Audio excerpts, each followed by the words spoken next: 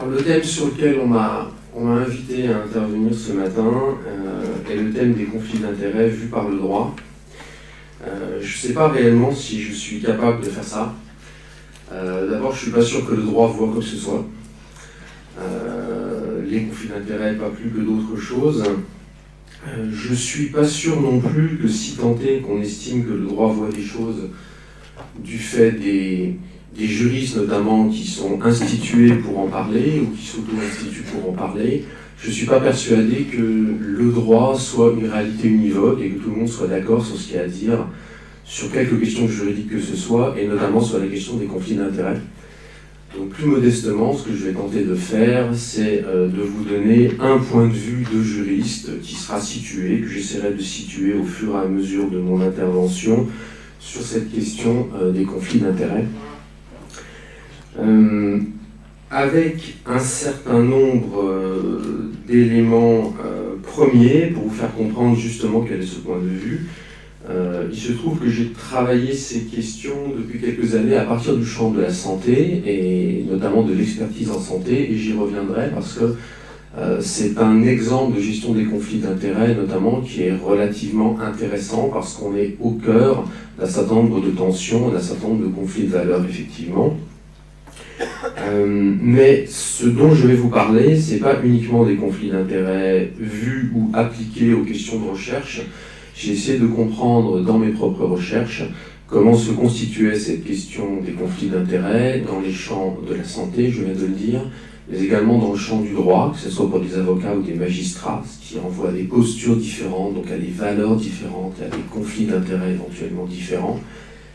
J'ai travaillé également sur le droit de la fonction publique, sur le droit des sociétés, parce que je vais y venir dans un instant. Les premières occurrences ou les premiers questionnements sur les conflits d'intérêts renvoient en fait, et on l'oublie un petit peu aujourd'hui, au droit des sociétés. Et puis j'ai évidemment travaillé sur des questions politiques.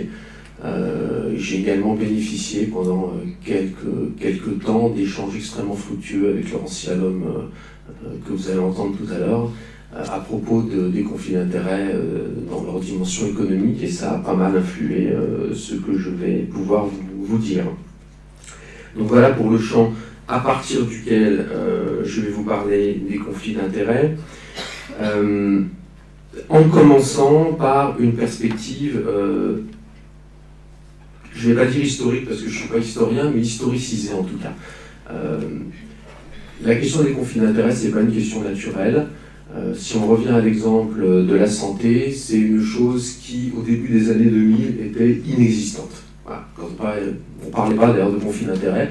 Et j'ai un souvenir d'un chercheur américain qui est aujourd'hui en année sabbatique à Marseille, qui vient me voir un jour et qui me dit « Qu'est-ce que vous faites en France à propos des conflits d'intérêts ?» Et je lui dis « De quoi me parlez-vous ?» Alors que j'avais fini ma thèse sur les questions déontologiques et qu'aujourd'hui le lien est complètement évident. En 2001, je n'avais jamais entendu le mot. En 2004, j'ai publié un premier article sur cette question et j'ai bénéficié d'un regard intéressé, mais vaguement condescendant, d'une partie de mes collègues disant « Qu'est-ce que c'est que ces américanismes qui ne nous intéressent absolument pas ?» Et puis les choses se sont énormément accélérées avec l'affaire du Mediator. Et notamment, je situe dans les années 2006-2007 peut-être un grand renversement dans les institutions sanitaires qui sont décidées, largement contraintes, comme très souvent les institutions, quand elles doivent changer leurs pratiques, dans les institutions sanitaires qui se sont décidées à prendre à bras le corps cette question des conflits d'intérêts. Ça veut dire en gros à tenter de se doter de mécanismes qui permettent de les contrôler. On y reviendra tout à l'heure. Donc c'est quelque chose qui est relativement récent. Alors on pourrait dire, et c'est un petit peu ce qu'il y avait en filigrane de certains propos de tout à l'heure, on pourrait se dire, oui bien sûr, si le mot est nouveau, la chose est très ancienne, depuis l'Antiquité grecque d'ailleurs, on sait très bien que... Sauf que c'est pas exactement ça. D'abord évidemment, il faut prendre des concepts au sérieux, et si on crée un concept nouveau, une notion nouvelle, c'est peut-être qu'avant il n'y en avait pas besoin, qu'on s'en passait fort bien, et qu'à un moment donné on y est obligé. Donc peut-être que par la voie conceptuelle, on peut se dire que des choses ont changé dans la réalité. Et puis deuxièmement, ce qui intéresse beaucoup les juristes, c'est l'organisation, je vais dire sociale ou socio-juridique d'un certain nombre de questions. Et il se trouve que quand on aborde la question des conflits d'intérêts, on a, avec le prisme du droit, on est amené à constater qu'on a inventé un certain nombre de choses. Alors, exemple tout bête, les déclarations d'intérêt. il se trouve que les déclarations d'intérêt, c'est quelque chose qui date en France d'une quinzaine, d'une vingtaine d'années. Avant, il n'y en avait pas.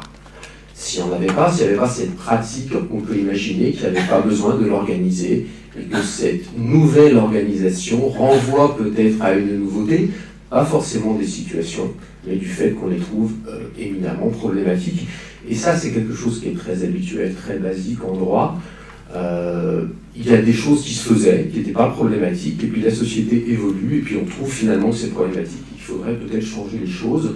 On l'a vu par exemple par rapport à l'alcool au volant. Il se trouve que dans les années 70, la première fois qu'un tribunal correctionnel a voulu condamner un chauffard, eh bien, ce n'était pas bien loin d'ici, c'était dans le Beaujolais, et vous aviez des manifestations de viticulteurs en disant « les chauffards ne sont pas des délinquants, il est inacceptable qu'on les considère comme tels. Aujourd'hui, c'est 30% de l'activité pénale. » Donc on peut dire qu'effectivement, d'un point de vue social, sans doute que l'alcool au volant n'était pas une délinquance, en tout cas n'était pas perçu comme tel il y a quelques années, et puis aujourd'hui c'est le cas. On est peut-être en train de voir ce type de retournement à propos de la fraude fiscale. Attendons quelques années.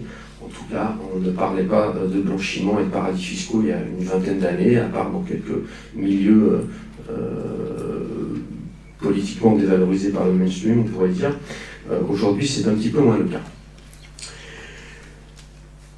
Donc voilà pour la nouveauté de la chose, et je vais vous illustrer ça à plusieurs reprises dans le cadre de mes propos suivants. Alors, je reviens sur l'historicisation parce qu'elle est relativement importante, et vous allez voir qu'ensuite on va comprendre un certain nombre de choses de manière beaucoup plus facile. La question des conflits d'intérêts, je vous ai dit, là, elle est relativement nouvelle, oui et non. Dans les pays anglo-saxons, c'est organisé très différemment de ce qui se passe en France, et la question des conflits d'intérêts, alors c'est une lecture très rétrospective, mais vous allez mettre à distance ce que je vous dis et vous allez comprendre. On peut en trouver les premières traces au XIIe siècle. Il s'agit des nobles anglais qui partaient aux croisades. Évidemment, partant aux croisades, ils partaient pour quelques années et ils étaient obligés de laisser leur fief. Il fallait faire gérer leur fief. Évidemment, il y avait une peur, c'est que celui qui gère le fief ne vide le fief de sa substance et que la personne revenant des croisades se retrouve ruinée. Et on a créé quelque chose qui s'appelle le fiduciaire. Le fiduciaire, c'est la personne qui gère le fief et qui se voit de ce fait-là, du fait qu'on lui confie un certain nombre de biens, qui voit cette mission assortie d'un certain nombre de devoirs. Plus tard, cette organisation-là va être traduite sous la forme du trust. Et on a un arrêt, notamment de la Cour suprême des États-Unis en 1897, qui vous dit qu'en fait, cette façon de voir les choses, avec des devoirs particuliers qui pèsent sur le trustee, est un principe général du droit, mais qui s'applique, et ça c'est fondamental, parce que c'est encore très éloigné de ce dont on parle aujourd'hui, qui ne s'applique que dans les relations patrimoniales. Et donc en fait, les questions du trust, elles vont s'appliquer à tous les contrats dans lesquels vous remettez une chose, elles vont s'appliquer aux relations bancaires, elles vont s'appliquer aux relations entre les parents et les enfants dans la gestion patrimoniale, mais on s'arrête là. Alors on s'arrête là avec quelques évolutions au cours du XXe siècle, notamment dues à la transformation de ce fiduciaire devenu trust en théorie de l'agence, pour les agents publics, pour les public servants, où on va dire, mais ces gens-là, on leur remet un bien, qui est l'intérêt général, qui est une sorte de bien commun, déjà. Et de ce fait-là, les agents publics, donc les fonctionnaires en quelque sorte, ont des devoirs attachés à leur tâche du fait de la fonction qui est la leur. Et puis, ce qui a fait la naissance, on va dire peut-être médiatique, ou l'essor des conflits d'intérêts en France dans les années 2000, à savoir la question de la santé, ça va apparaître aux États-Unis dans les années 1980, pas avant. Et c'est un coup de force intellectuel de dire à l'époque, mais cette façon de raisonner sur les conflits d'intérêts, qui s'appliquent aux biens matériels, on va pouvoir les appliquer à d'autres choses, qui va être par exemple la prise en charge de l'intérêt du patient par un professionnel, et pas uniquement dans sa dimension pécuniaire. Ça c'est un coup de force, qui était destiné à gérer un certain nombre de situations problématiques, notamment en matière de recherche, d'évaluation des médicaments, etc., mais qui n'avait rien de l'évidence. Donc ce que je suis en train de vous dire, c'est que les conflits d'intérêts tels qu'ils nous paraissent relativement évidents aujourd'hui, même aux États-Unis qui ont été à la pointe de l'évolution des concepts, dans les années 70, ça n'existait pas. Donc c'est effectivement relativement nouveau. C'est relativement nouveau, sauf que les États-Unis avaient beaucoup développé en plus ces questions des conflits d'intérêts à propos des sociétés commerciales. Et ensuite, j'aurais terminé mes développements historiques. l'avait beaucoup développé dans le cadre des sociétés commerciales, notamment dans le cadre des participations croisées. Vous avez un chef d'entreprise qui possède plusieurs entreprises. Il pourrait évidemment utiliser sa position de pouvoir dans les entreprises de manière à déshabiller Pierre pour habiller Paul. Donc de vider une des entreprises de son patrimoine pour enrichir la deuxième entreprise. Pourquoi ? Parce que peut-être dans une entreprise il a 51% et que dans l'autre il n'a que 30%. Et donc il va favoriser l'entreprise qui a le plus, qui lui rapporterait le plus pour obtenir des dividendes. Et donc vous avez une réglementation depuis très longtemps des conventions entre entreprises dans ce type de situation ou entre entreprises et chefs d'entreprise. Évidemment, un chef d'entreprise peut être tenté de faire payer sa voiture de sport par l'entreprise et pas que ça sorte directement de sa poche. Voilà. Donc ça, ce sont des hypothèses qu'on va aussi ramener et analyser à l'aune des conflits d'intérêts. Dans tous ces champs, il a fallu évidemment, pour essayer de traiter les situations concrètes de conflit d'intérêts, tenter de définir ce qu'est un conflit d'intérêts. La définition, elle a donné lieu à beaucoup de débats. Ce que je vais essayer de faire, c'est vous présenter aujourd'hui différents éléments de la définition qu'on trouve quels que soient les champs sociaux, donc éléments qui sont sans doute applicables à ce qui nous intéresse aujourd'hui, à savoir la question de la recherche. Je vais essayer d'éclairer ça, et puis une fois qu'on aura vu les éléments de définition, je vous donnerai quelques éléments sur la façon dont on gère, là encore de manière comparée, quand on est affronté à une situation de conflit d'intérêts, comment fait-on pour la gérer, qu'est-ce qu'on en fait socialement ou juridiquement, et dans une optique qui se veut très clairement non binaire. C'est pas conflit d'intérêt, au revoir, on arrête tout et c'est abominable, et absence de conflit d'intérêt, pureté, on peut continuer. C'est pas du tout comme ça que ça marche en vrai, dans les différents champs du droit que j'ai pu analyser, et puis je pense que c'est plutôt souhaitable de faire ce qui se fait aujourd'hui, ce qui ne veut pas dire qu'on ne puisse pas critiquer la manière dont ça se passe, mais sur le modèle, veux-je dire. Ensuite, je terminerai par quelques éléments sur la sanction des conflits d'intérêts, mais on ira très vite, parce qu'aujourd'hui c'est assez structuré, et j'aurai 2-3 mots de conclusion pour vous dire, à mon sens, les dangers qu'il faudrait éviter quand on veut régler des conflits d'intérêts. Je passe donc au premier point, qui est la question de la définition. Question de la définition, quels que soient les champs du droit dans lesquels on veut analyser la question des conflits d'intérêts, on se rend compte qu'il y a différents éléments qui sont intégrés à la définition qu'on va porter. Le premier élément, ce sont des valeurs. Alors, je rejoins ce qui a été dit il y a un instant, mais je vais vous expliquer pourquoi il y a des valeurs, quasiment parce qu'on ne peut pas faire autrement. Il y a la référence à des valeurs, il y a la référence au conflit, qu'est-ce qu'un conflit? Et puis, il y a la référence à des intérêts. De quels intérêts va-t-on parler quand on parle de conflit d'intérêts? Alors, je prends ces trois éléments successivement. Je commence par la question des valeurs. Alors, c'est assez rare que les juristes fassent référence à des valeurs dans des textes, parce que les juristes ont tendance à construire des outils qui se veulent immédiatement opératoires, et les valeurs, c'est souvent un peu discutable, au sens manquant de précision, et pour les ingénieurs du droit que sont souvent les juristes, ça peut paraître délicat à manipuler. Le juriste passe son temps à vouloir essayer d'anticiper et donc de prévoir les solutions qui seront prises en appliquant les textes. Pour les conflits d'intérêts, on a toujours une référence aux valeurs. Alors pourquoi ? C'est qu'en général, les conflits d'intérêts sont faits pour éviter l'atteinte justement à une valeur particulière. On parlait tout à l'heure de la fonction publique. Dans la fonction publique, les conflits d'intérêts sont faits pour éviter une atteinte à l'impartialité du service public. L'administration doit traiter tout le monde de manière égale et sera un conflit d'intérêts, toute situation qui porte atteinte à l'impartialité. De la même manière, dans le secteur privé, j'ai parlé d'entreprise privée tout à l'heure, la valeur qui est en général mise en avant, c'est la valeur de la loyauté. Le chef d'entreprise ou l'administrateur de société doit être loyal à l'entreprise qu'il est en train de servir à un instant I ou à un moment M ou à un temps T. Et dans ce cadre-là, on va dire qu'un conflit d'intérêts toute atteinte à cette valeur-là. Donc on ne s'en passe pas. Alors, un petit mot sur les valeurs dont on parle. très souvent et pendant très longtemps, et encore dans de nombreux textes, on parle de la valeur indépendance. Et on dit le conflit d'intérêts, c'est l'atteinte à l'indépendance. On l'a beaucoup dit notamment en matière de santé, en disant un expert en santé ou un médecin de manière générale doit être indépendant. La précision que je veux vous donner est la suivante. On fait référence à l'indépendance parce que, me semble-t-il, l'indépendance est une valeur déontologique fondamentale. C'est dans le code de déontologie médicale, dans tous les codes de déontologie. Pour le code de déontologie médicale, c'est l'article 5.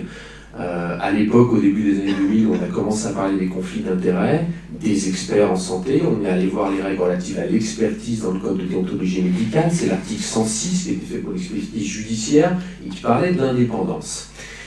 Et comme c'est une vertu cardinale des professionnels, les questions de conflit d'intérêts ont d'abord été prises à l'aune de l'indépendance. Sauf que ce dont on se rend compte, alors il y a une chose dans le privé pour les entreprises, ce dont on se rend compte, c'est qu'en fait l'indépendance est sans doute essentiellement un moyen au service de fins qui sont d'autres valeurs, celles que j'ai énoncées il y a un instant, c'est-à-dire l'impartialité. Si on veut que l'administration soit impartiale, c'est-à-dire que le fonctionnaire ne soit pas partial, encore faut-il qu'il soit non dépendant. S'il dépend, il sera partial. Si on veut qu'il soit impartial, il faut qu'il soit indépendant. Donc en fait, l'indépendance, me semble-t-il, est un moyen au service d'une fin qui est l'impartialité. De la même manière, dans les entreprises commerciales, il faut que l'administrateur soit indépendant, c'est-à-dire ne dépende pas d'autre intérêt que celui de l'entreprise qu'il est censé servir, pour pouvoir être loyal au projet de cette entreprise. Alors ça me paraît fondamental parce que très souvent, on se dit, est-ce que je suis en situation de conflit d'intérêt? Question, est-ce que je suis indépendant? C'est une bonne question, parce que si on n'est pas indépendant, on est en situation de conflit d'intérêt. Sauf que ça ne suffit pas. Le fait d'être indépendant ne veut pas dire qu'on sera impartial ou loyal. Donc ça me paraît tout à fait important à souligner. Voilà pour la question des valeurs. Je passe à la question des conflits. Qu'est-ce qu'un conflit, quand on parle de conflit d'intérêt? Alors, je ne vais pas forcément vous dire ce qu'est un conflit, je vais vous dire ce que ça n'est pas. Il y a une distinction qui est fondamentale, qui est la distinction entre les liens et les conflits d'intérêt. Et c'est une distinction qui est fondamentale parce que très souvent on confond, il y a un certain nombre de courants de pensée, donc vous devinez que ce n'est pas les idées que je prône, et je ne suis pas dans une position de défense d'une opinion, mais d'analyse de ce qu'il y a dans le système de droit et de remonter de ce qu'on peut y lire. Il y a des courants de pensée qui considèrent qu'il y a une assimilation entre les liens et les conflits. En gros, le problème est le suivant. Dans la vie sociale, on a tous des liens d'intérêt. On a tous des liens familiaux, on a tous des liens parce qu'en général, on tire des revenus qui viennent d'une institution quelle qu'elle soit, et le simple fait d'être payé par votre université, si vous êtes universitaire, crée un lien d'intérêt. Donc on a tous des liens. La question c'est, est-ce que les liens sont conflictuels? Et là, on change de questionnement. Le conflit, c'est la situation dans laquelle vous allez changer votre façon de voir les choses, votre façon de juger, votre décision du fait du lien qui est le vôtre. Il y a des liens, par conséquent, qui ne sont pas conflictuels, il y a des liens qui seront conflictuels. Je vous donne un exemple.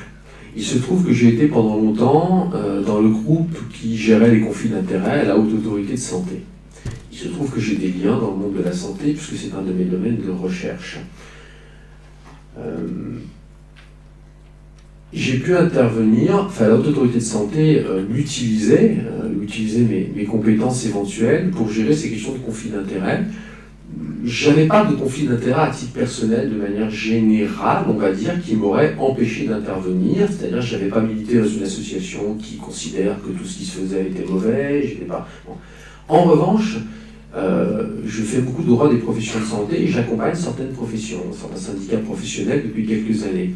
Il est bien évident que si la Haute Autorité de Santé me demandait d'intervenir dans un groupe d'experts qui parle de la profession que j'accompagne en permanence, évidemment, on ne peut pas considérer que je sois impartial. Évidemment, mon lien d'intérêt se transformait ipso facto en conflit d'intérêt. En revanche, pour d'autres questions qu'on pouvait me poser, en dehors même des liens que je pouvais avoir, je ne suis pas en situation de conflit d'intérêt. Ça veut dire que le lien n'est pas le conflit d'intérêt, et qu'à chaque fois on va se dire quelle est la thématique Quelle est la question qu'on pose? Dans ce cadre-là, est-ce que les liens de cette personne sont conflictuels? Ils peuvent l'être, ils peuvent ne pas l'être. Donc ça, c'est une distinction qui est absolument considérable. En termes parfaitement pratiques, si on n'a pas cette distinction, ça veut dire que toute personne qui a des liens dans un champ donné ne peut pas participer à quelque processus décisionnel que ce soit. Ce qui poserait des difficultés importantes d'abord pour définir ce qu'est le champ donné, quelles sont ses limites, et ce qui poserait des difficultés pratiques parce qu'en général, quand on demande à des gens d'intervenir, c'est qu'ils ont des compétences. S'ils ont des compétences, c'est qu'ils ont des liens. Donc la question sera de repérer quels sont les liens conflictuels et ceux qui ne le sont pas. Voilà. Je vais y revenir dans un instant quand je vais parler de la gestion des conflits d'intérêts. Deuxièmement, quand on parle des conflits, il y a une distinction qu'il faut effectuer avec notamment tous les concepts, alors je ne peux pas aller dans le détail, pas forcément le temps, mais les concepts de corruption, trafic d'influence, favoritisme, toute infraction pénale, toutes choses qui sont prévues donc, dans le code pénal et qui pour le coup sont des délits. Souvent on dit le conflit d'intérêts c'est de la corruption. Alors je ne vais pas entrer dans le détail, encore une fois, des différentes définitions, mais ce n'est pas forcément le cas. L'idée que je veux défendre ici, c'est que quand on est sur une infraction pénale, il y a un principe général en droit pénal qui est qu'il faut une volonté délictueuse, c'est-à-dire il faut, pour qu'une infraction existe, que vous ayez voulu vous mettre dans les conditions telles qu'elles sont définies par la loi. Et notamment la corruption, il va falloir vouloir obtenir un avantage indu par rapport à ce que vous êtes censé avoir. Le trafic d'influence, c'est que vous allez faire croire à quelqu'un que vous avez une influence pour obtenir une décision publique, à tort ou à raison, et obtenir des avantages de ce fait-là. Quand on parle du droit pénal, il y a une dimension éminemment subjective, au sens où, pour qu'il y ait infraction pénale, il faut faire référence à ce qui se passait dans le fort intérieur de la personne et sa volonté de violer une valeur sociale déterminée. Quand on parle des conflits d'intérêts, c'est beaucoup plus simple. Les conflits d'intérêts, c'est une question objective. Est-ce que vous êtes objectivement en situation dans laquelle vos liens d'intérêt pourraient amener à soupçonner votre capacité à remplir la mission qui vous est donnée conformément aux valeurs que sont en gros l'impartialité ou la loyauté selon le champ dans lequel vous êtes. Donc on est sur des situations parfaitement objectives quand on parle de conflit d'intérêts.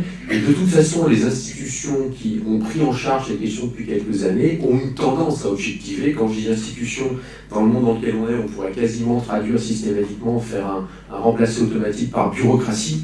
Les bureaucraties, vous savez bien qu'un de leurs systèmes de fonctionnement, c'est le fait d'objectiver toute situation, parfois d'ailleurs trop, parfois de manière déshumanisante, désagréable au quotidien, on le vit, mais en tout cas, on objectivise.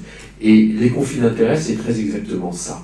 Alors c'est totalement fondamental parce que quand on a commencé, c'est beaucoup moins vrai aujourd'hui, hein, et quand on a commencé à travailler sur les conflits d'intérêts il y a une dizaine d'années, il y avait tout un tas de discours qui sont encore présents, mais qui sont sacrément minoritaires aujourd'hui, qui étaient des discours de dénonciation d'une corruption généralisée. On confondait les liens et les conflits d'intérêts. Donc tout lien d'intérêt était un conflit, tout conflit était une corruption. Donc tout lien était une corruption, donc en fait tout le monde était corrompu. Et c'est un raccourci qui n'est même pas excessif dans ce que je suis en train de vous dire. Hein. C'était vraiment des discours qu'on entendait. Alors, ceci dit, je ne dénonce pas ce type de discours. Je considère qu'ils ne sont pas fondés intellectuellement. C'est mon boulot en tant qu'universitaire. Ceci dit, qu'est-ce que ça a fait progresser les choses socialement? Effectivement, cette vision a amené certaines associations professionnelles dans le monde de la santé à agir devant le Conseil d'État pour tenter d'obtenir l'annulation de décision, et ça a fait sacrément progresser les choses. Et comme ils ont effectivement obtenu l'annulation de décision, les administrations concernées se sont dit « oulala, quel danger, il va falloir régler les conflits d'intérêts ». Donc je ne dis pas que c'est inutile. Socialement, ça peut être très utile, il se trouve qu'intellectuellement, ce n'est pas forcément complètement fondé. De la même manière, il faut distinguer le conflit d'intérêts et le cumul. On peut cumuler différentes activités sans être en situation de conflit d'intérêts. La question, ça sera à chaque fois d'examiner le cumul et de vérifier si les différentes casquettes qu'on peut porter du fait de ces cumuls d'activités ne deviennent pas, à un moment donné, conflit d'intérêts. Autrement dit, le cumul, c'est une multiplication de liens qu'on va traiter pour savoir si ce lien se transforme en conflit d'intérêts. Les exemples qu'on peut donner, c'est évidemment, et on le sait très bien, dans le monde de la santé, le médecin qui va être médecin public, qui va avoir une activité libérale à l'hôpital, qui en plus a une activité d'enseignement puisqu'il est hospitalo-universitaire, qui va être expert près des tribunaux, puis qui va publier des articles dans différentes revues, voire... Voilà, les gens ont de multiples positions d'acteurs. Est-ce qu'à un moment donné, ces liens-là, ces différents liens vont poser problème ou pas? On peut dire la même chose par rapport aux juristes. Nombre d'universitaires sont également en même temps avocats, ce qui ne les empêche pas d'écrire, etc. Quelle est l'implication de cette multiplicité des positions sur leurs différentes positions? C'est une vraie question qui ne se résout pas systématiquement par le fait de dire c'est un conflit, mais une question qui doit toujours être posée, évidemment, pour éviter les errances dont on a pu parler. Et puis il y a un dernier élément fondamental sur ces questions de définition, qui est, que je vais formuler à partir d'un adage qui est assez connu sur ces questions, qui est « la femme de César ne doit pas être soupçonnée ». Alors la femme de César ne doit pas être soupçonnée, ça veut dire quoi? Ça veut dire qu'en fait, quand on tient un certain nombre de positions, on ne doit même pas être soupçonné de pouvoir être en situation de conflit d'intérêts. En gros, vous êtes un fonctionnaire chargé d'intervenir dans le cadre d'un processus décisionnel, dans le cadre d'une administration qui doit être impartiale. On ne doit même pas pouvoir soupçonner l'administration de partialité. Donc, s'il y a un lien d'intérêt dont on pourrait se dire « Ouh là là, il pourrait influencer la position de la personne », la personne doit être évincée du processus décisionnel. Et ça, c'est fondamental, parce que j'ai beaucoup parlé depuis le début du conflit d'intérêts comme une situation individuelle, ce qu'elle est. Sauf que cette régulation des conflits d'intérêts, elle a en général un motif qui est un motif de protection institutionnelle, en parlant d'institutions dont la personne fait partie. En gros, si en tant qu'universitaire, on dit « mais là, vous êtes en situation de conflit d'intérêts alors que je suis en train d'intervenir pour mon université », ce qu'on est en train de faire, c'est pas me protéger moi, si on protège par ricochet, mais on va protéger l'université, dont on ne veut pas dire qu'elle agit de manière partiale. On évoquait tout à l'heure l'hypothèse des recrutements. Évidemment, si on se dit le recrutement d'un universitaire n'est pas fondé sur des éléments objectifs qui tiennent à ses qualités propres, que ce soit en termes d'enseignement, de recherche, mais c'est une histoire entre copains, bref, c'est du népotisme, pour prendre des mots habituels, évidemment, c'est pas très agréable pour les gens qui faisaient partie du comité de sélection dont on dit sont malhonnêtes. Mais après tout, la petite malhonnêteté, si on fait recruter quelqu'un qu'on connaît bien pendant 40 ans, qu'on va pouvoir bosser ensemble, on peut passer outre. Non, c'est terrible pour l'institution, parce qu'on va dire l'université fait pas son boulot. Et donc, à travers les situations individuelles, on protège en fait l'institution. Quand on parle des conflits d'intérêts des experts en matière sanitaire, on est en train de faire quoi? On est en train de dire aux citoyens, est-ce que l'évaluation des médicaments et de leurs propriétés est pertinente, ou est-ce qu'on est simplement en train d'utiliser des experts qui sont vendus à l'industrie pharmaceutique, pour dire les choses de manière tout à fait claire par rapport au discours dénonciateur. Voilà. Donc en fait, on protège l'institution, et on passe d'une question qu'on a souvent envisagée comme une question de morale individuelle, est-ce que les individus sont honnêtes ou pas, à une question en fait de gestion objective de situation pour protéger des institutions. C'est très souvent ça. Dans le domaine privé, quand on parle des conflits d'intérêts dans les sociétés commerciales, en fait, il ne s'agit pas d'assurer l'honnêteté des dirigeants de société, il s'agit de protéger l'intérêt des sociétés. Voilà, tout simplement. Pour éviter que des dirigeants ne les pillent, et je ne dis même pas malhonnêtes, que des dirigeants faisant des calculs d'intérêt objectifs, comme les économistes aiment bien voir le monde, pourraient vider de leur substance une société commerciale au profit d'une autre. Ça, c'était pour les conflits. J'en arrive aux intérêts, je vais aller beaucoup plus vite par rapport aux intérêts. Il y a intérêt parce que ça fait justement une demi-heure que je parle. À propos des intérêts,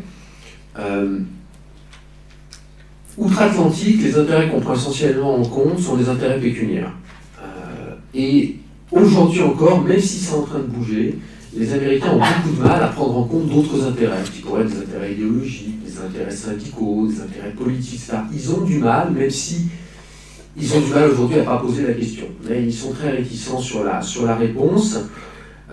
En France, on est moins réticents sauf vis-à-vis de ce qui fait l'objet de liberté publique, par exemple l'appartenance syndicale. Donc on prend en compte les intérêts pécuniaires pour vérifier les conflits d'intérêts, et on va prendre d'autres intérêts qui sont les autres intérêts pécuniaires des proches, essentiellement. Dans les déclarations d'intérêt, si vous en avez rempli, je pense qu'aujourd'hui on a à peu près tous rempli. Dans les déclarations d'intérêt, on vous demande toujours ce que fait votre conjoint, etc. Alors généralement, pour le concilier avec les règles de protection de la vie privée du Code civil, on va publier que ce qui vous concerne, mais l'institution concernée va avoir les informations sur vos proches et va éventuellement l'utiliser et va faire peut-être une petite synthèse pour le public en disant il y a un de ses proches qui fait ci, qui fait ça, pour qu'on le sache à peu près, mais sans donner le détail. Et puis il y a la question donc, des intérêts non pécuniaires et que j'évoquais il y a un instant, qui est aujourd'hui très souvent prise en compte avec un intérêt d'avoir posé cette question, qui est que les réflexions qui ont été menées dans différents champs du droit à propos de la prise en compte des intérêts, des engagements politiques, syndicaux, associatifs, des personnes, ça a obligé à dire, en fait, il y a deux sphères dans les vies institutionnelles. Il y a la sphère de décision politique. Et là, dans la décision politique, que les gens aient des intérêts, à la limite, ils sont là pour ça.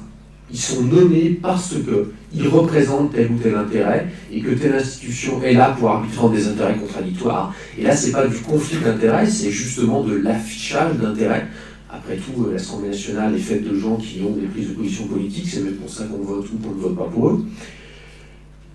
En revanche, quand on est sur une logique qui serait plutôt une logique de gestion de connaissances, expertale, etc., ou d'évaluation objective, qui peut être comptable, là, effectivement, on peut être dans une logique de conflit d'intérêts. Donc ça permet, cette question de quels intérêts on va prendre en compte, de faire la départition entre ces différents éléments. D'autre part, et c'est fondamental, je vais faire le lien ici entre l'intérêt et le premier point que j'ai abordé, c'est la question des valeurs. Quand vous prenez les différentes définitions juridiques des conflits d'intérêts, on vit toujours sont pris en compte les intérêts de nature à porter atteinte à. Et là, on vous donne la valeur dont on parlait tout à l'heure. Donc en fait, on a toujours une clé d'entrée pour prendre n'importe quelle situation factuelle qu'on pourrait considérer comme générant de l'intérêt, si elle peut nuire à la valeur qui est celle qui doit défendre l'institution dont on est en train de parler. Et c'est comme ça que la valeur fait toujours partie de la définition des conflits d'intérêts, parce que la valeur permet de définir les intérêts, en fait. Voilà à peu près ce que je voulais vous dire à propos de cette définition, à propos de ces éléments de définition. Je ne vais même pas vous donner une définition, il y en a un certain nombre qui circulent, j'en ai moi-même produit, c'est pas forcément le plus intéressant. Ce qui compte, c'est voir vraiment les clés d'entrée, sachant que les définitions, de toute façon, sont amenées à évoluer ou à être précisées selon les champs sociaux dont on parle. Voilà. Je vous dis quelques mots de la question, à présent, de la gestion des conflits d'intérêts. Comment les gère-t-on? On a tout un tas de techniques pour gérer les conflits d'intérêts. Première technique, qui est assez radicale, c'est l'incompatibilité. On va dire, quand vous avez telle fonction, vous pouvez pas avoir telle autre fonction. C'est juste strictement incompatible. C'est des choses qu'on connaît très bien. On va dire aux avocats, par exemple, vous ne pouvez pas être commerçant. Vous êtes commerçant, vous ne pouvez pas appliquer la déontologie de la profession d'avocat, donc vous choisissez. C'est l'un ou l'autre. Voilà, on pourrait multiplier les exemples qu'on a dans tous nos champs. Il y a une deuxième technique qui est très connue, qui est très habituelle aujourd'hui, c'est la question de l'information sur les liens. L'information sur les liens, c'est, vous le savez tous, en vrai, la question des déclarations d'intérêt. On remplit une déclaration, on va dire j'ai tel et tel intérêt. Ça permet d'informer l'institution qui va éventuellement prendre une décision. Je vais y revenir dans un instant. Il y a un troisième élément qui permet la prévention et qui est de plus en plus développé. C'est la prise en compte des conflits dans l'organisation institutionnelle. Un exemple, aujourd'hui, quand un magistrat entre dans une fonction nouvelle, il change de juridiction, il va intervenir dans telle chambre, etc., il doit avoir un entretien avec son chef de cour. Ça vaut pour tout fonctionnaire aujourd'hui, à un certain stade, qui doit avoir un entretien avec son chef de service et lui dit, voilà quels sont mes intérêts, voilà ce que je fais en dehors de mes strictes missions de magistrat, par exemple, ce qui va permettre à son chef de lui distribuer ou non des affaires en prévenant les conflits d'intérêts. Par exemple, il va dire, voilà, moi je suis très engagé en termes associatifs par rapport à telle chose. Évidemment, si telle association fait un recours, on ne va pas le confier à ce magistrat-là. Et là encore, c'est une protection institutionnelle, ça évite qu'on invoque une cause de récusation au début de procès, qu'on soit obligé de recommencer, et puis ça évite d'écorner l'image de l'institution. Donc ça, c'est une chose qui est de plus en plus développée et qui me semble d'une efficacité extrêmement importante, même si elle est assez peu visible de l'extérieur. Il y a un deuxième élément qui est fondamental dans cette logique, c'est le développement d'une normativité interne. Aujourd'hui, la plupart des institutions ont des règles internes de gestion des conflits d'intérêts. Quel est le contenu de la déclaration d'intérêt, si elle n'est pas fixée par la loi ou le règlement, que doit-on mettre dedans? Si on se demande s'il y a conflit d'intérêt, qui va trancher, qui va choisir, qui va proposer une solution, est-ce que c'est un avis, est-ce que ça s'impose, etc., etc. Aujourd'hui, on a toute une normativité sur les conflits d'intérêt. Et puis, on a aussi des développements, et c'est le rôle du référent déontologue de la fonction publique qui a été créé par une loi de 2016 qui permet à chaque agent de lui demander son avis sur une question déontologique. Il y a la possibilité aussi de dire, si la personne se pose la question de savoir s'il est en conflit d'intérêt, on lui donne la possibilité de poser la question à quelqu'un de compétent qui va lui dire oui ou non, ou dans ce cas-là je me méfierais, gérer votre situation de telle ou telle manière.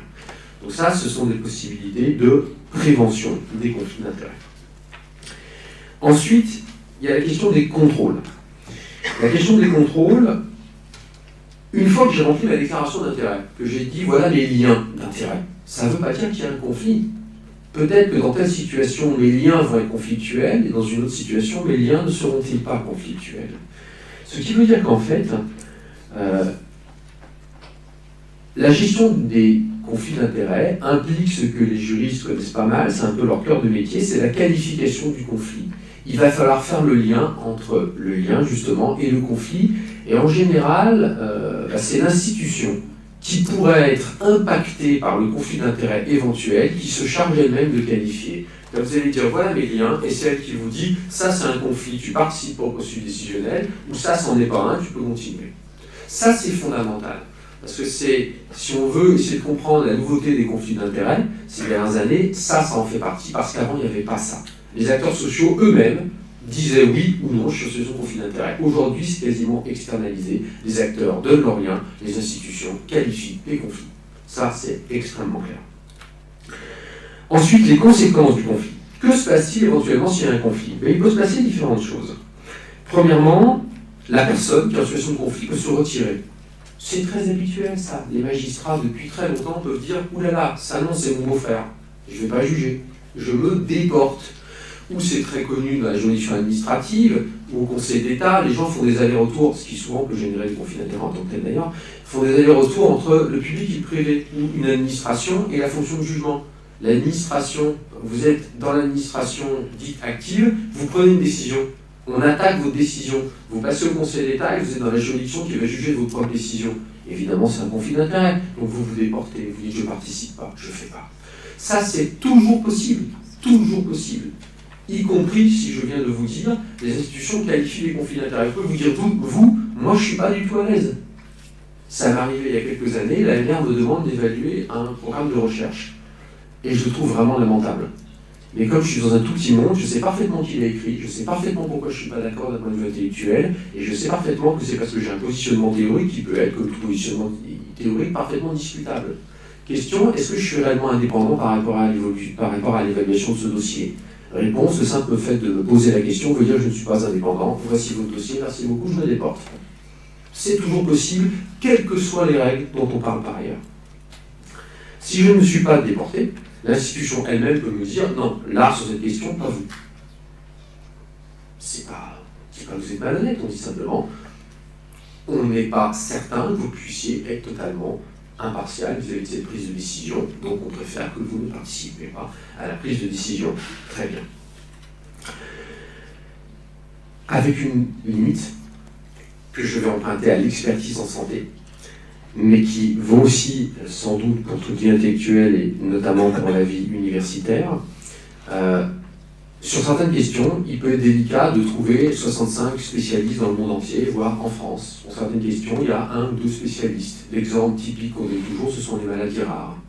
Qu'est-ce que je fais? J'ai un choix simple. Soit je prends des gens compétents, mais qui sont pris dans des conflits d'intérêts, soit je prends des gens qui sont vierges de conflits d'intérêts, mais qui sont incompétents. Qu'est-ce qu'on fait aujourd'hui?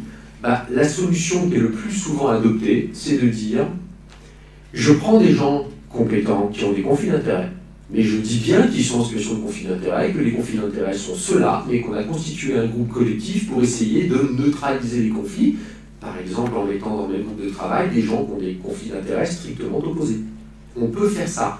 On fait présider ça par quelqu'un qui est très fort en méthodologie, qui va être capable de repérer, quand on est quand même à la limite sur le raisonnement intellectuel, ou alors on va dire, on fait un groupe de travail de gens qui ne sont pas des spécialistes, mais on entend les spécialistes comme grands témoins. Bon, on a tout un tas de façons de gérer. Ce que je suis en train de vous dire, c'est que conflit d'intérêts, ça ne veut pas forcément dire exclusion des personnes qui sont en conflit, quand on ne peut pas faire autrement. Et ce qui va permettre de sauver éventuellement la situation, c'est la motivation. Je les garde parce que, donc je sais, transparent, voilà les éléments que je connais, voilà pourquoi je ne peux pas faire autrement. Aujourd'hui, là, c'est une situation qu'on gère comme ça. Je ne dis pas que c'est idéal, je dis que on a peut-être du mal à faire autrement, on peut ne pas être d'accord vis-à-vis de ça. En fait, ce qu'on est en train de redécouvrir, ce sont des choses que les juristes connaissent très très bien, qui sont des principes en fait de fonctionnement des procès, où généralement on motive des décisions, on a une procédure contradictoire et la justice est publique. Donc en gros, quand on est coincé, on fait tout ça. On retombe sur un truc qu'on pourrait dire une vieille sagesse pratique des juristes, qui sont quand même affrontés à ces questions au quotidien, et on redécouvre ces principes-là. 2 petites choses sur la sanction, parce que j'ai dépassé mon temps, ce qui m'agace, que c'est pas trop dans mes habitudes, normalement. Sur la sanction, je vais aller très vite. Les sanctions, enfin, les décisions publiques prises en situation de conflit d'intérêts peuvent être annulées. Voilà. Donc vous recrutez quelqu'un, les gens sont en situation de conflit d'intérêts, et ça a influé sur la prise de décision, on peut annuler le concours et la personne n'a pas le poste. Voilà, très simplement. Même chose dans le privé, je ne vais pas forcément développer, ce n'est pas totalement le pic de la journée. Et puis, il faut savoir que toutes les hypothèses de conflit d'intérêts dont je vous parle sont également pénalement sanctionnées. Ce qui veut dire que quand on est sur la gestion des conflits d'intérêts et qu'on va dire à quelqu'un « tu ne participes pas au processus décisionnel », en fait on le protège aussi. Parce que s'il participe, il est pénalement sanctionnable. Et donc quand vous êtes en situation de conflit d'intérêts, c'est systématiquement une infraction pénale. Donc vous avez intérêt à faire un petit peu attention. Je termine par 3 mots de conclusion. Il y a 3 obstacles, me semble-t-il, qu'il faut absolument éviter quand on veut prendre en charge de manière efficace les conflits d'intérêts. Après, on peut vouloir les prendre en charge de manière strictement inefficace pour ne pas les prendre en charge. C'est une option aussi. Et si on veut être un peu efficace dans la gestion des conflits d'intérêts, il y a 3 choses à éviter, me semble-t-il. La première chose, c'est les 3 petits singes.